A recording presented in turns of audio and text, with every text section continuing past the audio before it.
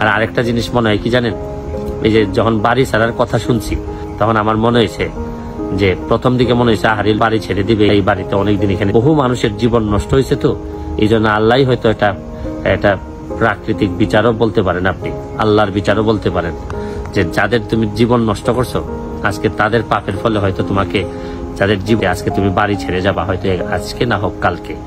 তো আমি বিশ্বাস করি যে আপনার কর্ম কখনোই আপনাকে ফেরত না দিয়ে যাবে না।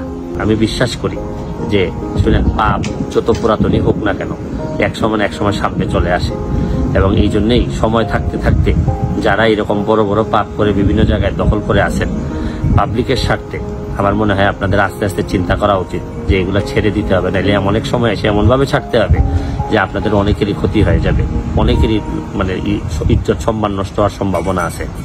তাইলে কিন্তু বঙ্গবন্ধু সোনার বাংলাটা বানানো যেত।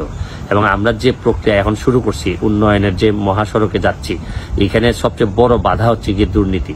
এই দুর্নীতিরে ঠেকাইতে না পারলে আমাদের অনেক সমস্যা হয়ে যাবে। আজকের মতো বিদায় নিচ্ছি, ভালো থাকবেন, সুস্থ থাকবেন।